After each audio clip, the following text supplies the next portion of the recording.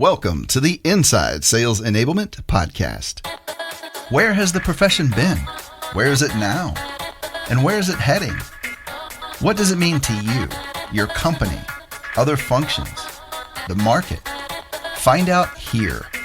Join the founding father of the sales enablement profession, Scott Santucci, and trailblazer Brian Lambert as they take you behind the scenes of the birth of an industry. The Inside Sales Enablement Podcast starts now. I'm Scott Santucci. I'm Brian Lambert, and we are the Sales Enablement Insiders. Our podcast is for sales enablement leaders looking to elevate their function, expand their sphere of influence, and increase the span of control within their companies. Together, Brian and I have worked on over 100 different kinds of sales enablement initiatives as analysts, consultants, or practitioners. We've learned the hard way what works, and maybe what's more important, what doesn't. And our focus is on you as a sales enablement leader and orchestrator. Sales enablement leaders need to develop specific characteristics that we call orchestration to operate in the blended domain of strategy and tactics, where you do both. Our goal on this podcast is to help you clarify what that looks like, provide examples that you can then take in action in your own company, and give you confidence to engage up, down, and across the organization. And as usual, we have a centering story. So Scott, what do you have for us today? So I'm going to lead with a quote, and I'm going to ask you to see if you can place the quote and the time period. Okay. Here's the quote. Why is water that is vital for all life cheap and diamonds are so expensive? Isn't this something tells me that this is like the 1980s or something, and a technology reference, like a Steve Jobs keynote or something? Close. It is? Very close. Yes, it's Aristotle, and it's about 300 BC. You were right close. You got my hopes up only to bash it upside the head. Okay, well, fine. Aristotle's a smart dude. I can go for that. Fine. Well, I guess he's Steve Jobs-ish in the sense that he's got big thoughts. And they probably both wore like sandals. There's the close part. So why are we talking about this in diamonds? Around the time of Aristotle, many of the Greeks actually believed diamonds were literally tears of the gods. And between then and in the Dark Ages, many kings wore diamonds on their armor because it was a great sign of health and virility and safety. And then in 1477, I guess that's the Renaissance time, Maximilian, who at the time that this happened was the Archduke of the Habsburg Empire, later became the Holy Roman Emperor. So there's your Italian quasi connection there for you, Brian. Thanks. You're welcome. Nice payout there.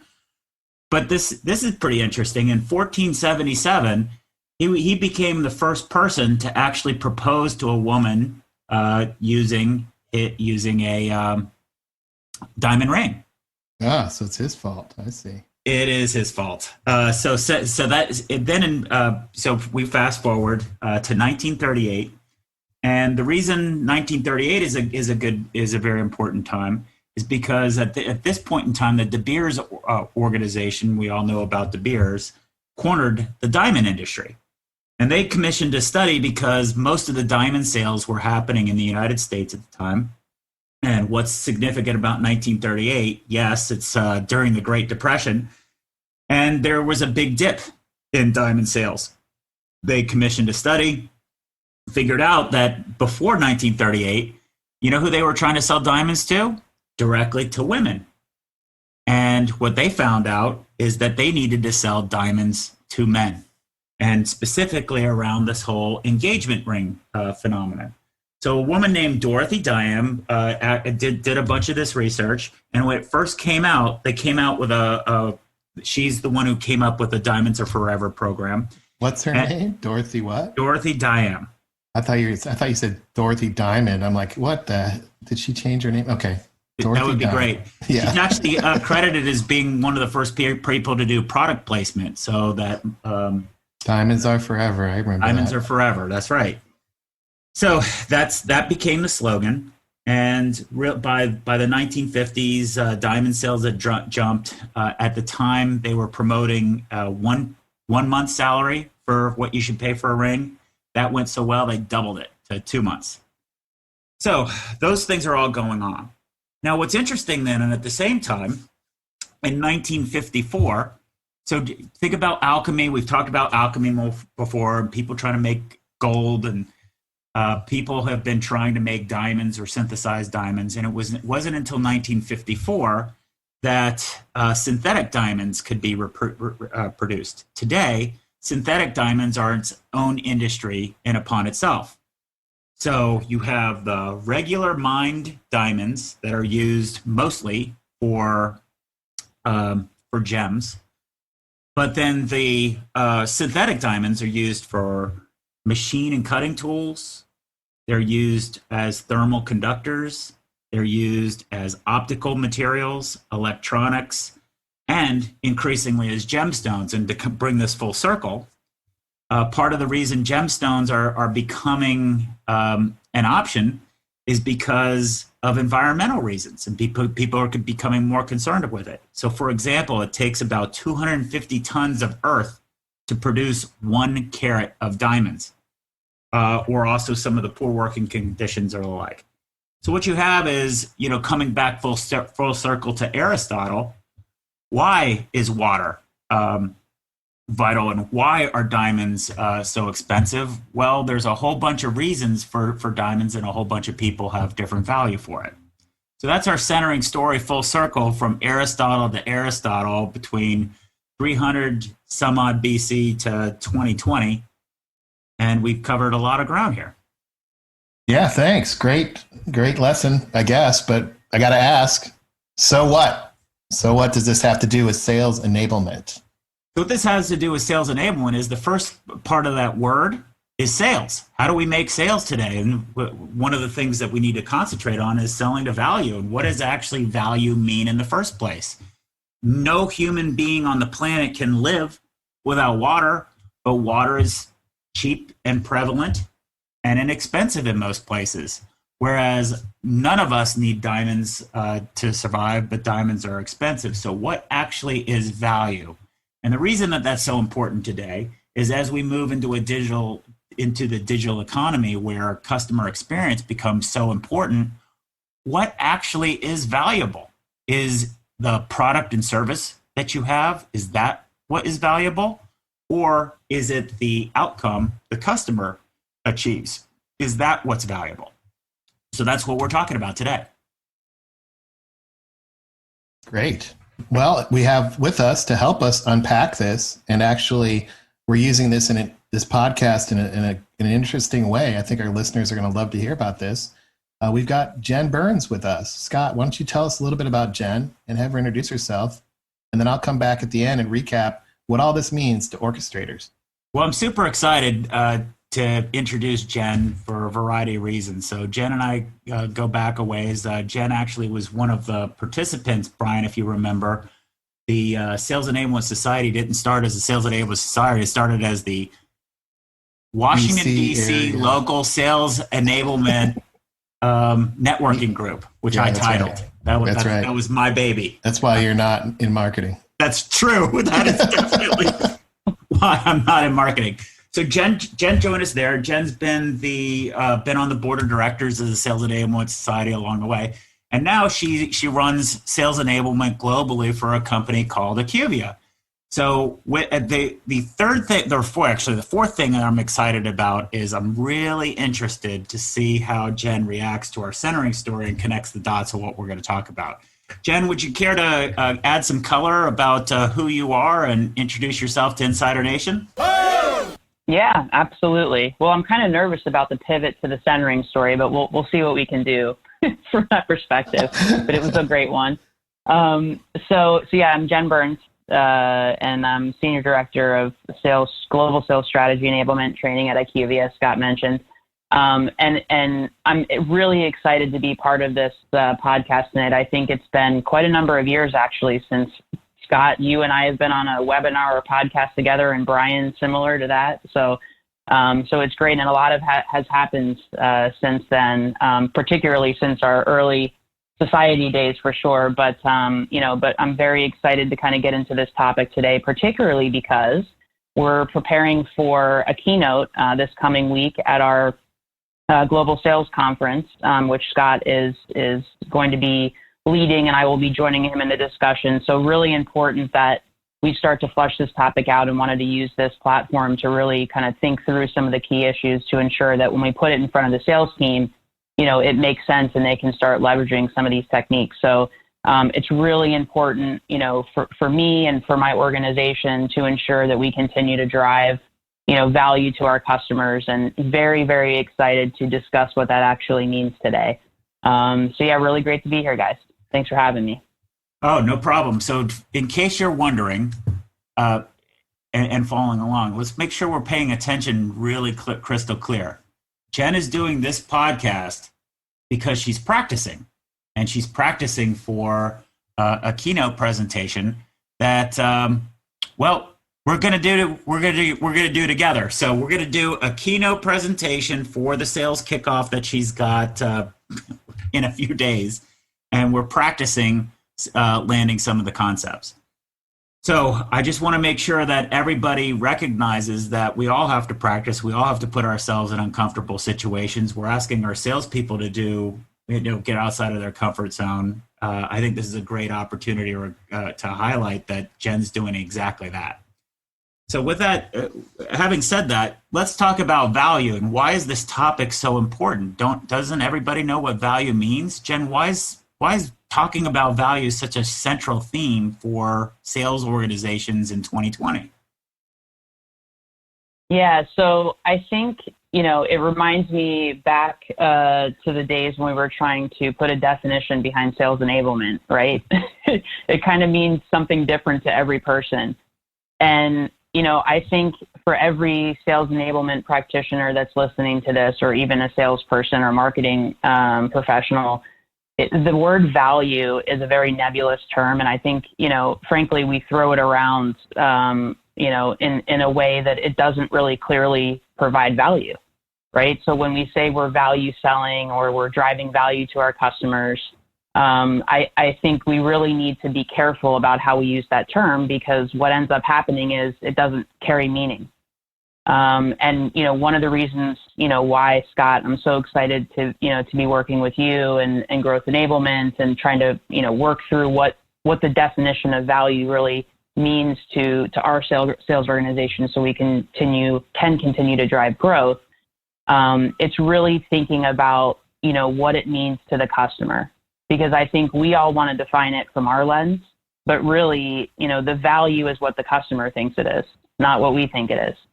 And so there's a lot of, ways that I think we can get to that answer. And so really excited to start working through, one, how we do that, and two, how we communicate it to sales so that they can articulate it in a much stronger way to our customers. Right. And one of the things where this problem begins or starts really comes down to, as businesses, we tend to go to market. And when we go to market, we think, well, let's make a list of all the different products that we've got, or capabilities that we've got, and let's compare those capabilities. And how do we compare those capabilities? Either by the speeds and feeds that we can prove and demonstrate, or what we can demo, or by how we compare against our competitors. And I think the observation that we're on, Jen, and I'd love you get some add some more clarity about that, is as we build more and more capabilities, one, we can't communicate all that stuff to people because it becomes overwhelming. And two, from a customer standpoint, one of the challenges is how are we going to get everybody who's involved in that on the same page, and how are we going to turn those capabilities into value for us? So are you seeing similar situations, and how do you go about preparing the right kinds of materials to have a value-driven conversation? Yeah. So let's unpack this a little bit, because I'll give you my perspective, and then actually I'd like to get yours, right, on, potentially a different direction. So well done. In a very simple way, right? The way that and I will come out and be transparent and say that this is how I typically view value, right? And I think others do as well, is that when we're trying to prepare our sales organization to sell more effectively and have better, deeper conversations with buyers, we often anchor that conversation to what our solutions are going to drive, right? So, what can we increase or decrease? Can we drive revenue growth, right? All of the key buzzwords that everybody uses in their marketing materials or sales conversations. Of course, that's all talking about products. And while we absolutely want to share those things, and they're very meaningful at different parts of the conversation, conversations that we have with buyers and other key stakeholders, I don't think they're the things that really set us up for a good consultative relationship so that we can help our buyers understand, what is that value that they're looking for, right? Because we think myopically that it's directly, related to our product and what it can do versus what actually is going on within the organization that directly impacts that definition to them. So I would actually turn it back to you, Scott, and just get your thoughts on, one, is the pattern kind of that you see directly correlating value to product versus people actually digging into the value that the customer believes that they're trying to drive, which may be influenced by things going on in their environment. And then how do we actually think differently about that as we're crafting, our resources and tools for sales? Because it's a very difficult thing for me to kind of get my hands around. Yes.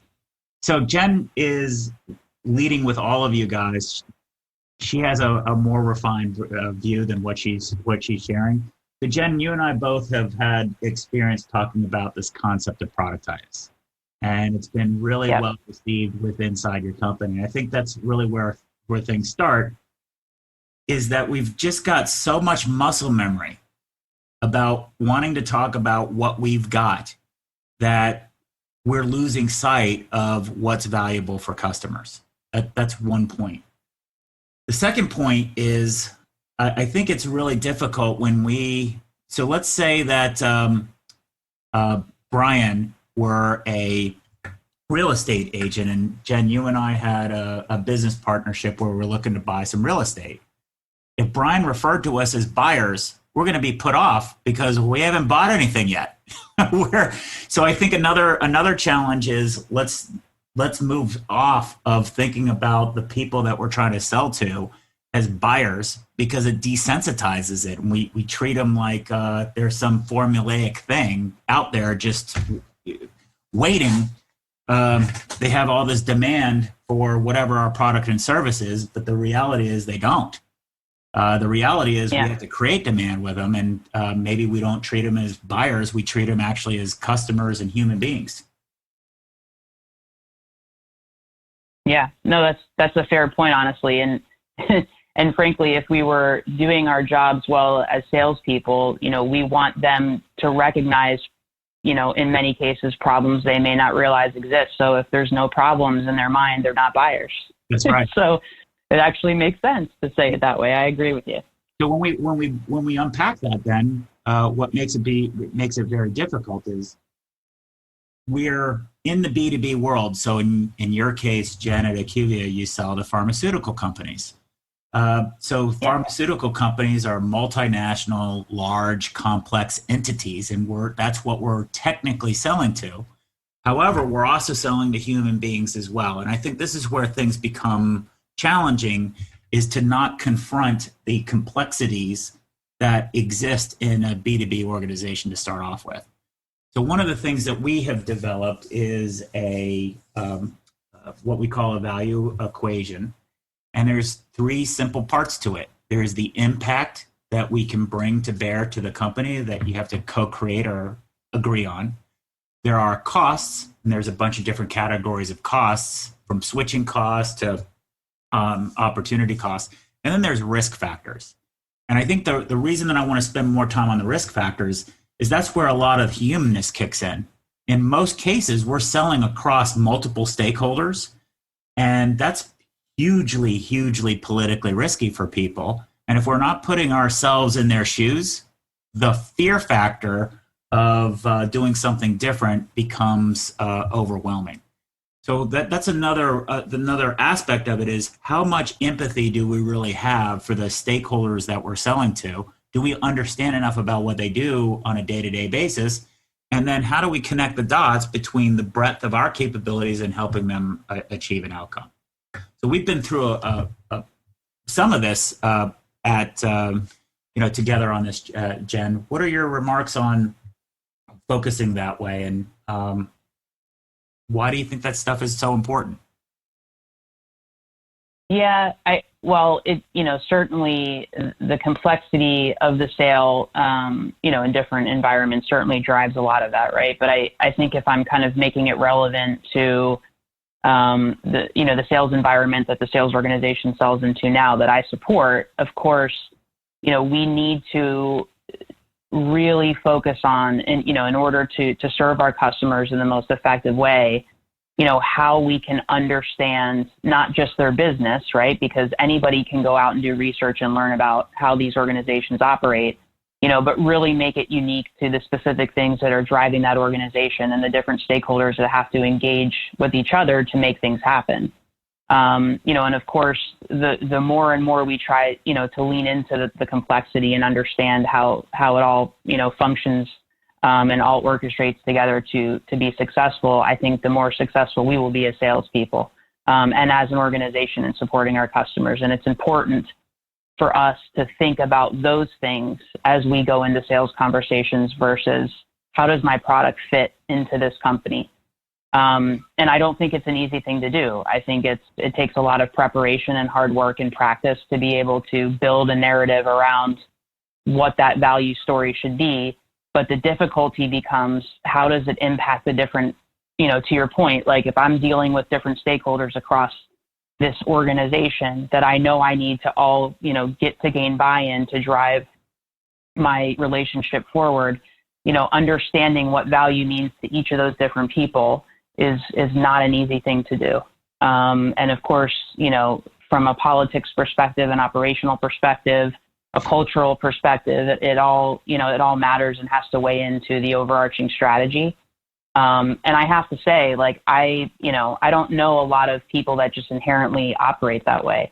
And so it's a really exciting challenge to try to think about how this value equation can be leveraged to, systematically change the strategy, but also give us very specific ways to look at individual stakeholders and how they all should work together to solve a challenge or, drive their execution strategy forward. I could tell listening to you, Jen, that you wanted to use some specifics that we're struggling with right now in that. So you did a good job of being generic and not revealing any details for your company. One thing that I would say is what's so challenging is that putting the details or putting the things that are important in a human-to-human conversation into PowerPoints or documents is really, really difficult. But wouldn't you agree that when we ask people to stop thinking about the deliverables and the stuff and concentrate more on having a conversation about these individual stakeholders, say a chief commercial officer, a business unit leader who owns a therapeutic area, a CFO, different folks like that, it becomes way easier. Would you agree that that's been at least par for the course when we've been dealing with some of the salespeople?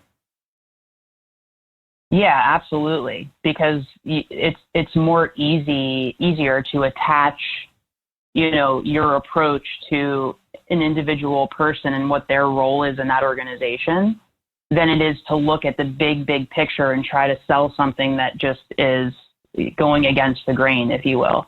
Right. So breaking it down in that way, I think is more digestible for a salesperson to attack. I mean, they need the tools and resources to be able to do that. But yeah, I mean, I've listened to previous podcasts that you guys have done, and there was, I think Bob Apollo, who spoke recently, was talking about, the importance of finding someone who wants to drive change. Yeah. And normally, that is, if we're thinking about kind of the grouping of stakeholders that, that most salespeople will be focused on, targeting, you might be lucky to find one person who has that type of mentality or is in a role that's a change agent, if you will. And maybe it's more than one, and that's fantastic. And then you're really, in for an exciting ride for sure. But I think if we think about it that way, it will make it much easier for a salesperson to kind of break down their strategy and tackle it with the most amount of, leverage that they can going into these conversations. So yeah, I totally agree with you. Yeah, that resonates a lot with me. It's sort of that, it's that hero's journey that people will go through. And you've got to be able to find somebody who has the intestinal fortitude or the appetite or the courage to actually tackle something new. What we're talking about is that our salespeople are actually change agents in upon themselves, and they have to find a counterpart who is willing to have the courage to drive that and recognize that it's actually a journey. So those are some of the things that are that we're talking about. I think the difficulty we run into, Jen, is the farther you get away from the point of sale of the customer, and the more you think about abstract things like markets and personas and tear sheets and things that folks would build in silos, it makes it really difficult to connect the dots between the breadth of capabilities that we have inside our company versus the kinds of materials that our salespeople need to equip those change agents with the things that they require. No, exactly. And I mean, what you just described is productitis.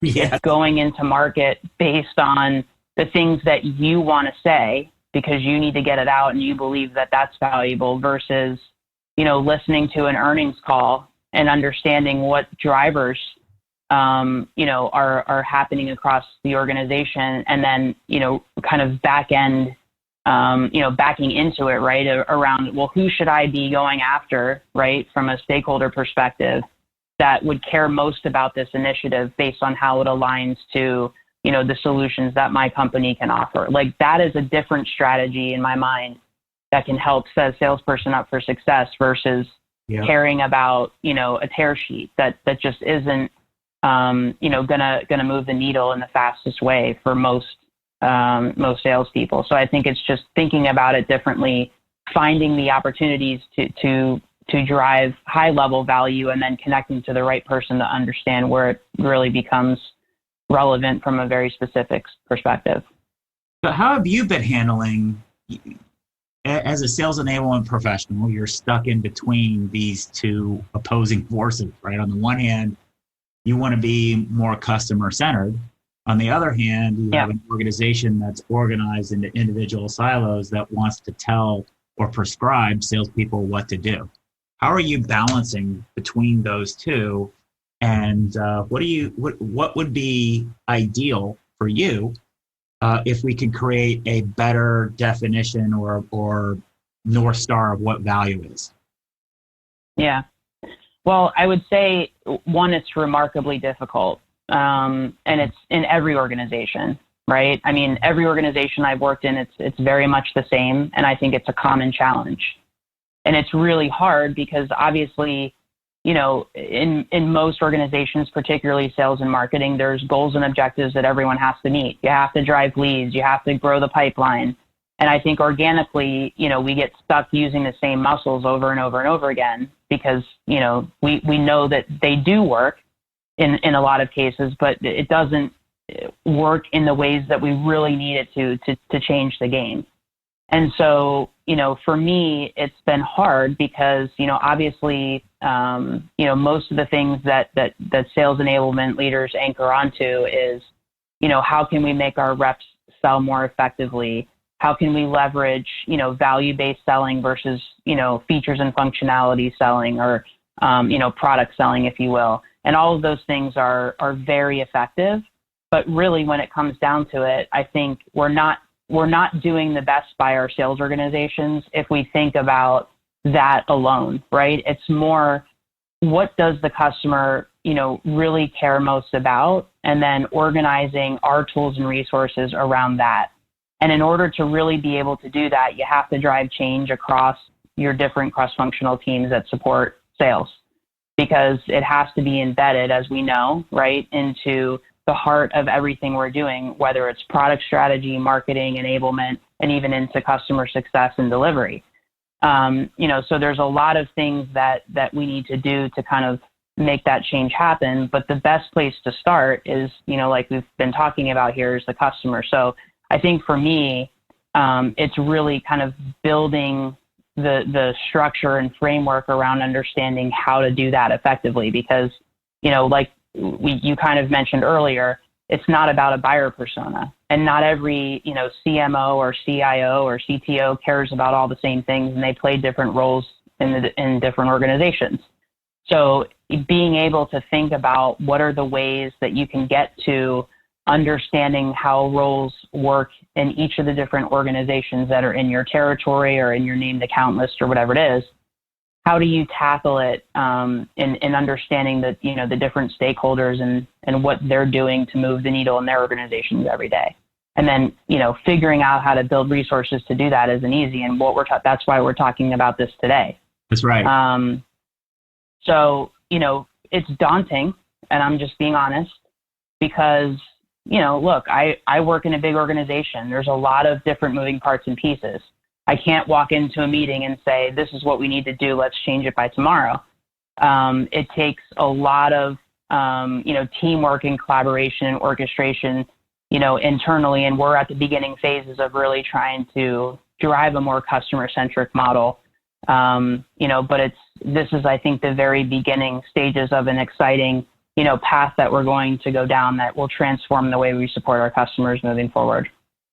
Yeah, so I want to piggyback on that. Was a lot. Sorry. No, get excited. This is great. Part of what we're trying to do for our podcast is to just have honest conversations for people like yourself. What I want to highlight is, I think, we talk about this all the time, Jen. I think you do yourself a bit of a disservice about the wins that you've got. One of the things that has been fascinating is to actually have a conversation about who's the adult wallet owner. And what we have found, that there's not a lot of general agreement of who exactly the adult wallet owner is. You have some people who say that are huckleberries, for lack of a better word, that the person that we're after is a CIO. Some people say no, it's the head of a brand or an individual drug. Other people say no, it's the executive committee or the head of sales or the chief commercial officer. And what we're finding is all of them can be right based on the situation. So how do we create more scenarios based on that, while moving away from this idea of a persona? And these things are challenging, but as long as you stick to it, it's been very illuminating. Wouldn't you agree? Yeah, no, absolutely. Because, I'm very guilty of building buyer persona maps. I've done it multiple times. So I cannot act like I have not fallen into that trap before. I absolutely have. But, now that looking at it from a different perspective, one, there's a couple kind of thoughts that I have based on what you just said. One is, if there are varying thoughts about who you're selling to in your organization, one, I think there's some positive ways you can look at that, but also it's also very telling that the concept of buyer persona actually doesn't exist, because, our sales organization and our sales leaders are very successful. They have varying opinions, but what that tells me is that they're selling to roles, not buyer personas. So in their mind, right, the sales strategy that they have in tackling, these different markets that we're selling into, even though one might think it's this person or this role, and one might think it's this person in that role, it's not necessarily a bad thing, right? I mean, maybe on the surface, it's confusing as to how that could happen, but really, ultimately, what that means is our strategy is probably more aligned than we think, but maybe we need to mobilize it around something different, like to your point, right? So what are the roles that we should be tackling, not titles? Yeah. So yes, of course, the C-suite, everybody wants to get there. Yes.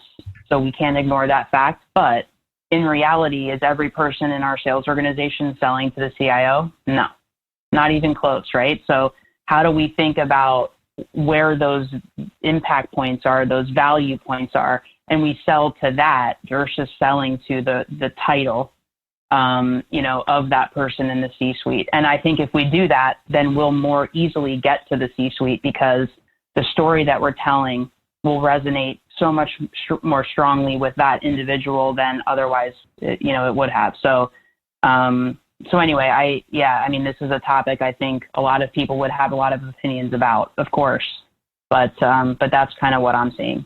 Yeah. So I think what's challenging is there's a lot of existing tools that you can plug in to do to create a set of slides that says, "Hey, here's the answer." But because those are all just different perspectives from either a marketer's viewpoint, a sales trainer's viewpoint, or an individual salesperson's viewpoint, it misses the mark. And I think what we're finding is that if you identify, hey, these are the different people who have money that can spend with us. Let's just make a profile and then see how big of those bags of money they are, right? Because a sales operations person might not have many bags of money at all. He or she might just be an approver. So as we plot that out, then we can say, based on where they are in their organization, what value levers can they pull? And what's important to them politically? Because that's where the humanness kicks in. And when you start plotting that out, for those listening, Jen and I and somebody else we're working with, Matt, we've been playing around with this idea like we're playing The Wire and we're plotting out the crime syndicate or whatever. It makes it a little bit lighter. But what you see are very, very clear patterns. That there are some things that are impactful for some stakeholders that other stakeholders just don't care about. There are some cost drivers that some stakeholders care a lot about that others don't care. And then there are risk factors that are common that everybody cares about that we're just not equipping our salespeople on how to handle. And it's those risk factors that if you think about that value equation we talked about, the impact that we can bring to bear is going to be unique to each individual stakeholder. The cost drivers that are associated with it are going to be unique to that individual in that company. But the risk factors are going to be common. The common risk factors being, can we execute on this? How much political capital do I have to invest? How hard is it going to be to drive adoption or operationalize it? What would I do else instead of doing this? And challenges around your culture. Those are all real human things that go into the decisions that we're just not talking about. No, I mean, it hits such a chord with me, honestly, because if you think about the impact and the cost, right? Those are things that you have more control over in your dialogue with your stakeholders, right? The impact points, of course, differ depending on, the organization or, the specific individual stakeholders that you're working with. The cost, of course, to acquire a new technology or switch or what the implementation is, right? We have a little bit more control of that because those are known factors in most cases. But the risks are the things I think we lack empathy for.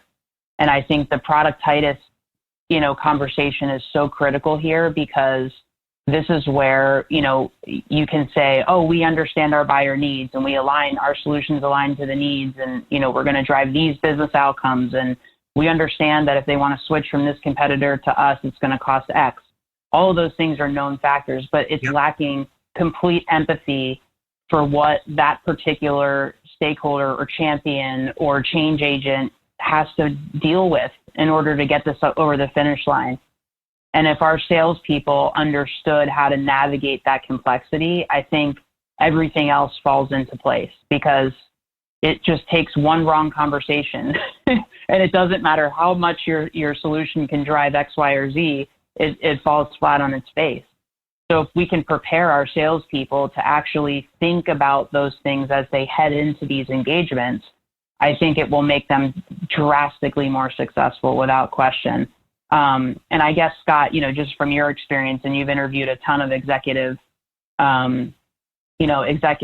across sales organizations and salespeople. I mean, what have you found, I guess, is kind of the biggest missing factor that people are not thinking about as it relates to risk? I think just having a conversation about risk, frankly. One of the things that I like to do is put a sheet in front of folks that just asks the questions, and really be able to say, look, I know you and I both know that you go as we go off, this meeting's going well, but you're going to wake up the next morning and you're going to have some questions, and they're going to reach at the pit of your stomach, and it's going to make you feel like the juice ain't worth the squeeze. So we need to be able to have a human-based way to bring that stuff out. So what I like to do is think about just asking some questions, or actually having it on a sheet of paper, so I'm not asking them. It's even lighter than that. On that sheet of paper, can my team execute and accomplish this, whatever we're talking about? If you're even questioning that, let's talk about it. Hopefully you've got resources, in your company that can do that. That's one. Another one would be opportunity costs. If we do this, what won't we do? So let's keep people, let's remind people that if we're tackling a change initiative and tackling change, it means you're going to not have to do something else. How do you factor those things in? How do you begin to make the case to get there? You don't just immediately start doing something. You got to plan it out a little bit. Yeah. What about the political capital? How will I sell this program internally?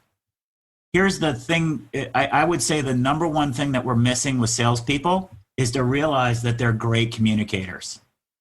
And if we can turn them to help with the internal selling for our stakeholder, what executive wouldn't want that help? I mean, who wouldn't?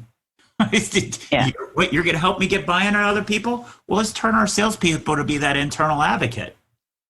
Benefit realization would be, when will we see the early results? So you give them a game plan to say that focuses on where the quick wins will be.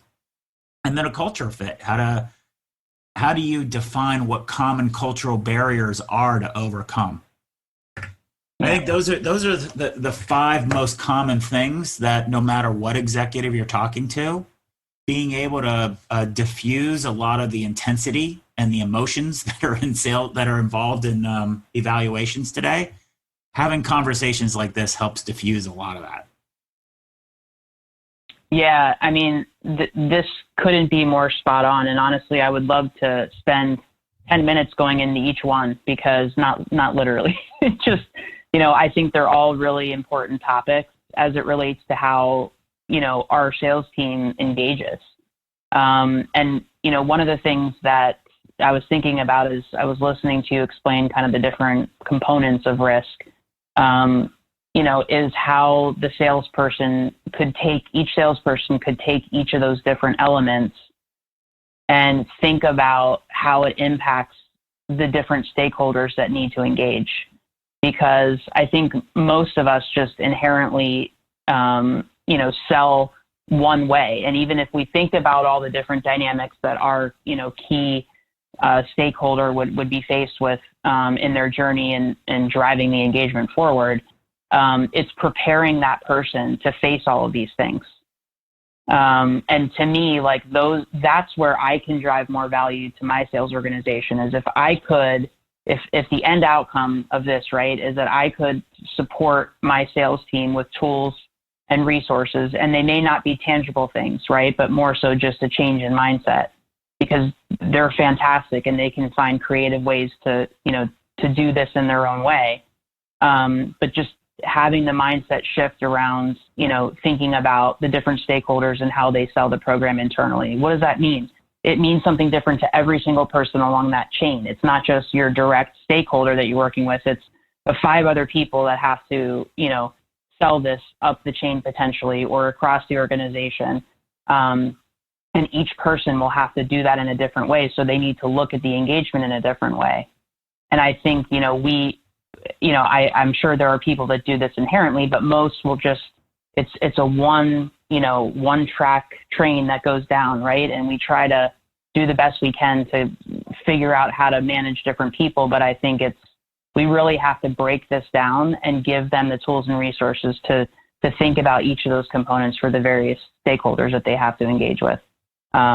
Because it really does matter a lot.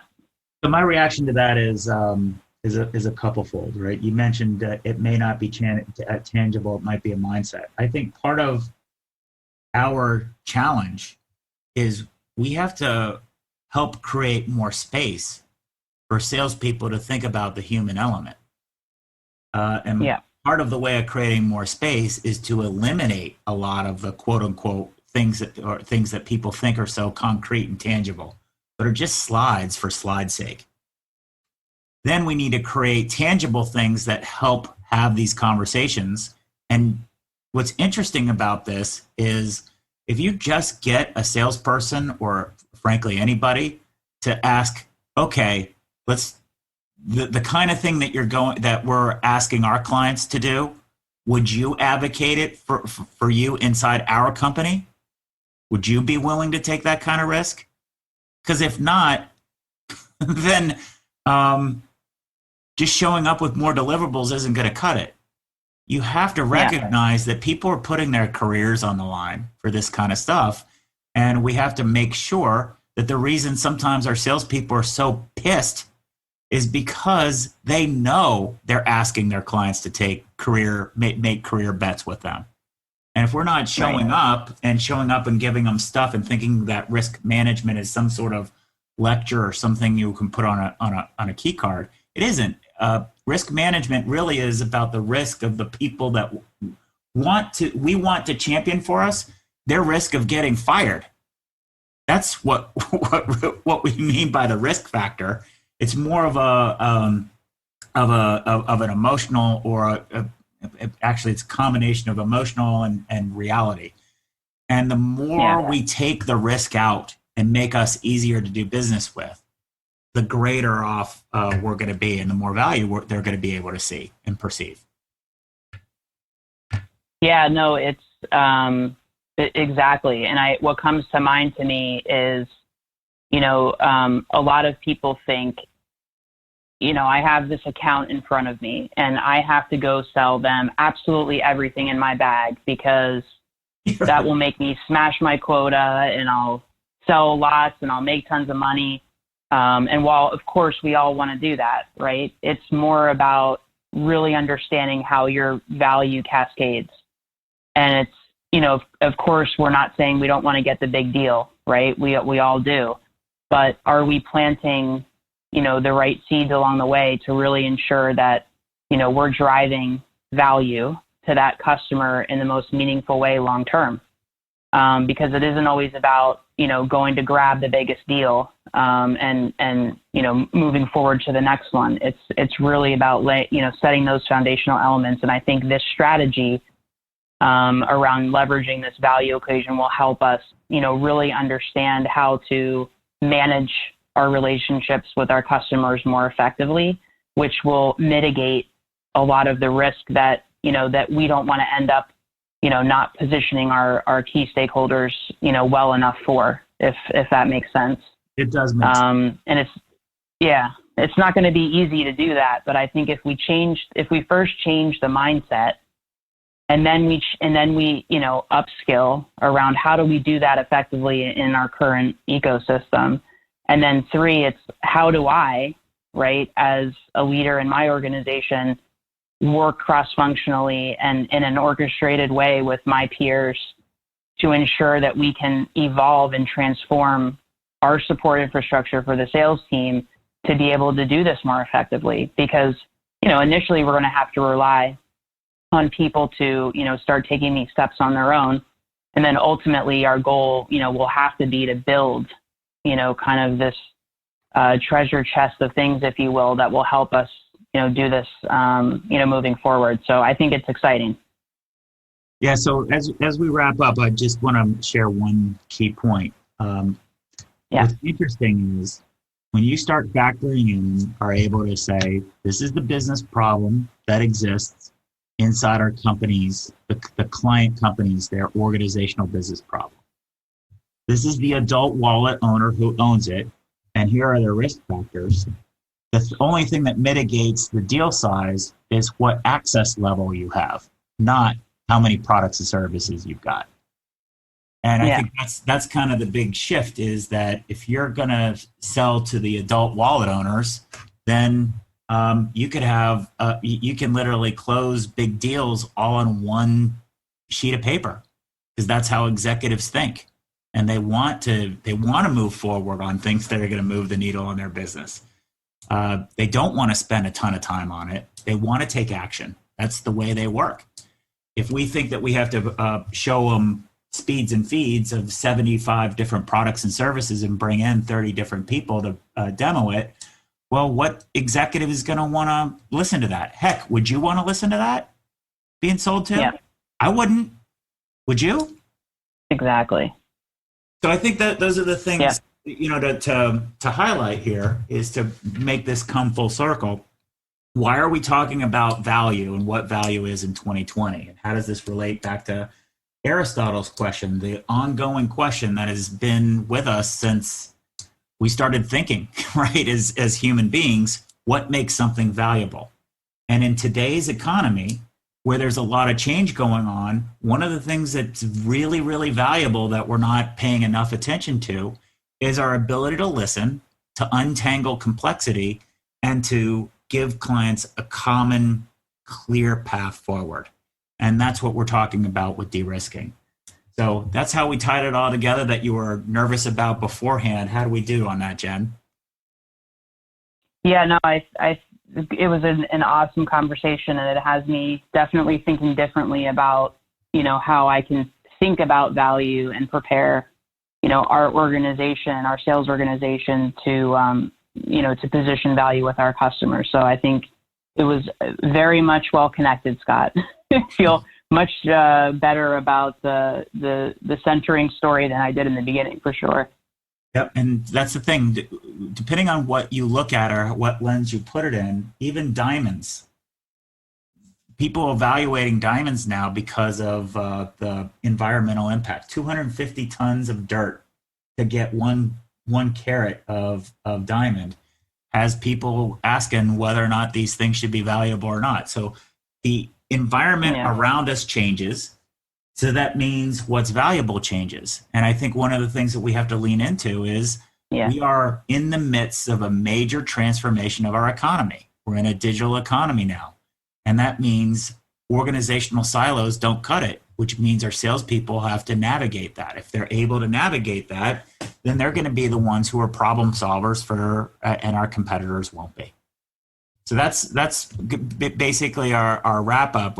I'm going to let you have any parting shots before we turn it over to Brian and wrap up our podcast. Yeah, no, great. I mean, I thought it was an awesome, conversation. I think it's good to distill down some of these topics for, obviously for our keynote, and, just thinking through the impact that we can have here. And I would just say one final thought as I kind of pull all of these things together in my mind. It's really about, how are we thinking of the bigger, value that we're driving in an organization beyond just the point solution. Yeah. And I think that's the nut everybody's trying to crack.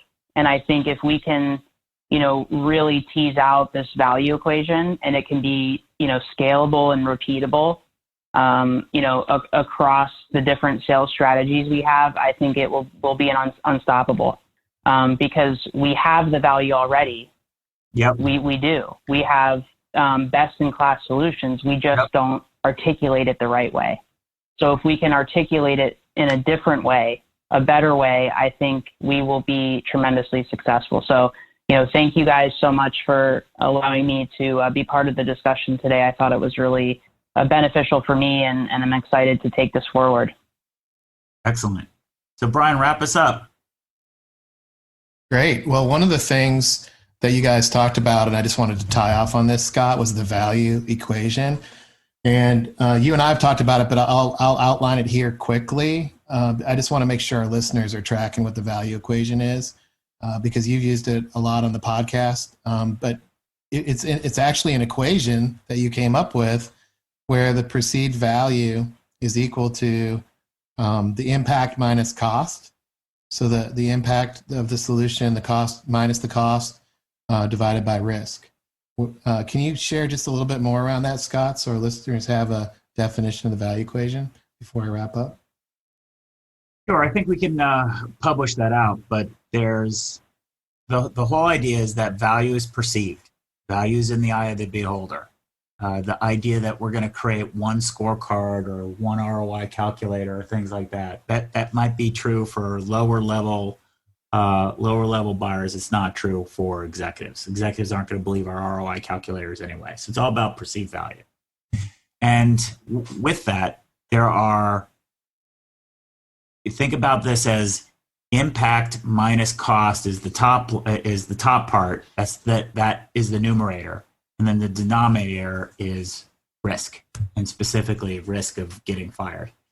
And if you think about that, what you want to be able to do is you want to be able to come up with your impact drivers. Like, are you helping them achieve cost savings? Are you helping them with adaptability? Whatever the driver is. Then you have costs. And the costs aren't just the cost of acquiring your products and services. Costs include switching costs. Costs include training costs of getting their people up to speed on it. Costs are involved with adoption costs. There's a variety of different cost drivers that are all very, very common and standard. And then Jen and I spent a lot of time talking about the risk factors. So just when you think about risk, think about why they might get fired. What's going on in the minds of those executives? They're in these roles for a reason. They're good at what they do, and they don't take a lot of risk for arbitrary risk.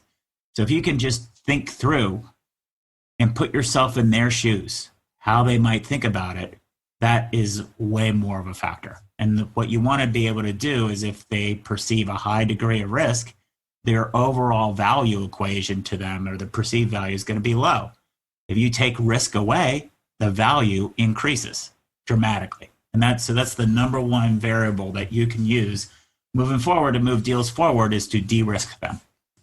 That's great. And so if you're drawing this out on a piece of paper, you've got perceived value equal impact minus cost on the top, and then divided by risk.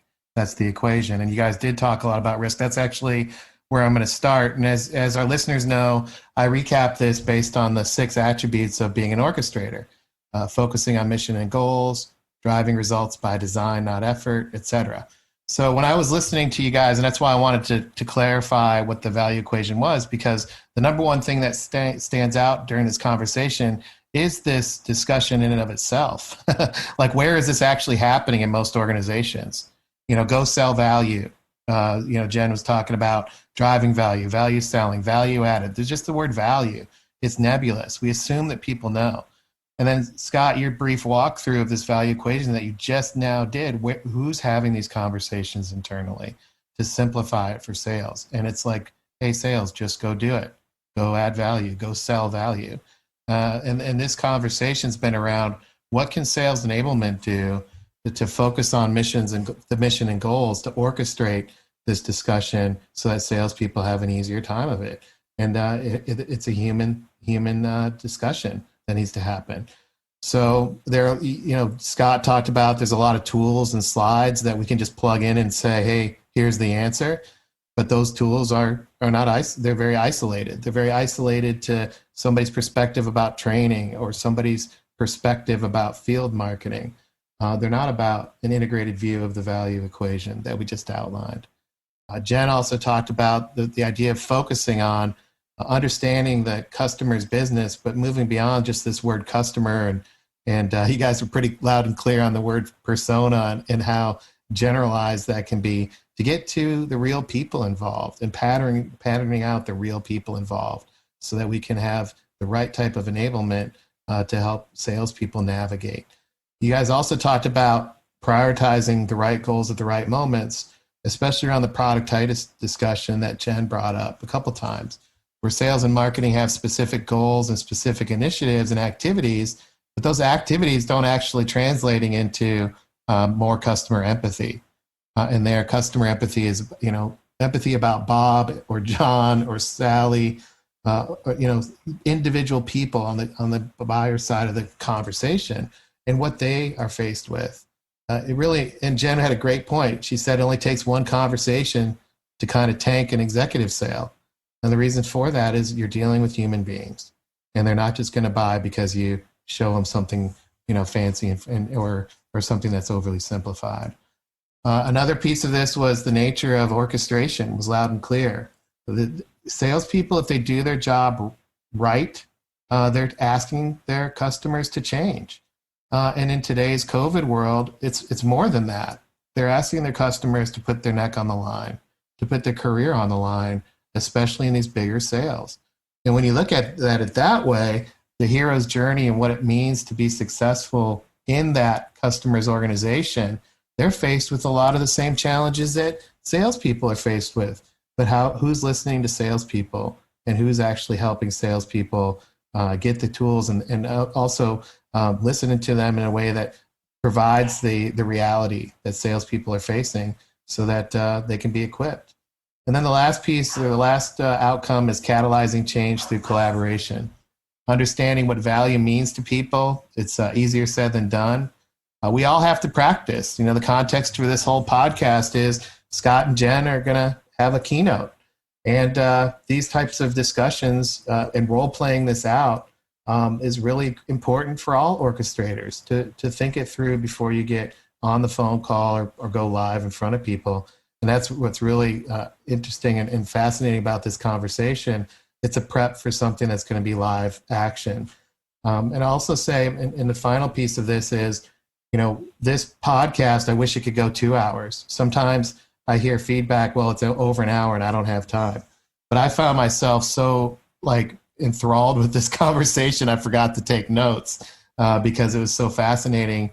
And it's one of the very first, and I know we've done 2 other podcasts on value, but to me, this is one of the first ones where it got real in the sense that it's something that salespeople need so desperately, yet the conversation just isn't happening. So for all you listeners out there that hung with us this whole time, my gut's telling me that this was the fastest hour that you've had if you're an orchestrator on our show. So that's the recap I have for you guys, Scott and Jen. Great conversation, and look forward to continuing those conversations. And Jen, good luck in your keynote. Thanks so much. Really appreciate it. Awesome. And that's our show. Scott, do you want to take us out? Sure. So first of all, I want to highlight, it's amazing, Jen. It's just really, really amazing. You have the courage to kind of role play out on a podcast. I've maybe lied to you that we have 6 listeners. We have more than 6 listeners, but I think it takes a lot of courage. But at least for me, I think it's really valuable to get a chance to practice beforehand. And I can tell by where you were going. I think I know where we're going to end up. So hopefully you feel good. How do you feel good? How do you feel about having done this and being ready for for the keynote that we're going to do together? I'm not doing it. We're doing it together. How do you feel about it? Yeah. No, I feel really good. I mean, obviously anytime that you roll out new concepts like this, it's risky because you got to make sure people understand how to take it and run with it after the fact. So I think in talking through it, it definitely gives me a pretty good idea of, how we need to make sure that we're giving them something they can grab onto. And then we have to really work hard at evolving it, moving forward. So I feel good. I think it's going to land. I'm excited about it. Well, of course it's going to land. I mean, I'm doing it too. But yeah, exactly. That was a dumb comment. But here are the things that we were worried about before. We wanted to make sure from a design point. I think this is valuable for other folks. So we talked, I guess last week about what this was going to have. It was more than last week. But number one, we have to have an idea of why to get people to pay attention to why we're talking about value in the first place. And I think we have some good ideas on that. Number two, how do we make it tangible to where it's not just theoretical? And I think if we talk about the inventory of some of the different stakeholders and some of the accounts that we've had a chance, Jen, to profile this and connect the dots between different business problems that different altitude levels of stakeholders have, the individual stakeholders, what they care about, and then create a lot more space on the empathy part for the risk, taking the risk out. I think that accomplishes goal number two. And then goal number three, which you brought up, was, hey, how would we get them to profile it so that they have something to bring it forward?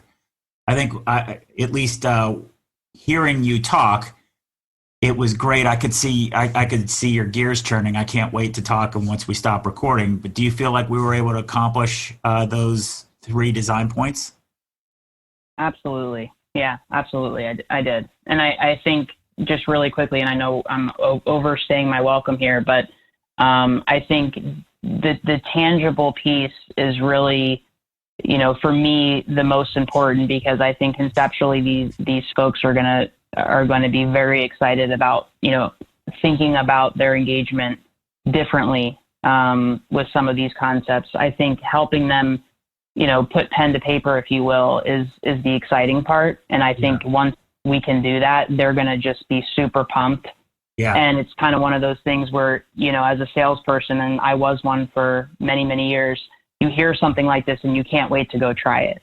Yeah. Right. Like, this is something I think our sales team, which, for the most part are executive salespeople, are going to hear this and they're not going to be able to wait to go start having these conversations. So that's what gets me excited. I know they'll be excited and ready to rock and roll this week. Awesome. Well, great job, you guys. It was a great conversation. And listeners, if you have feedback, if you have thoughts to share, let us know. Also, check out orchestratesales.com, the new home for the Inside Sales Enablement podcast. You can join the site for free. Let us know what you think about the new site and what we're doing there. And we'll see you on the next show. Take care. Thanks for joining us. To become an insider and amplify your journey, please make sure you've subscribed to our show. If you have an idea of what Scott and Brian can cover in a future podcast, or have a story to share, please email them at engage@orchestratesales.com. You can also connect with them online by going to orchestratesales.com, following them on Twitter, or sending them a LinkedIn connection request.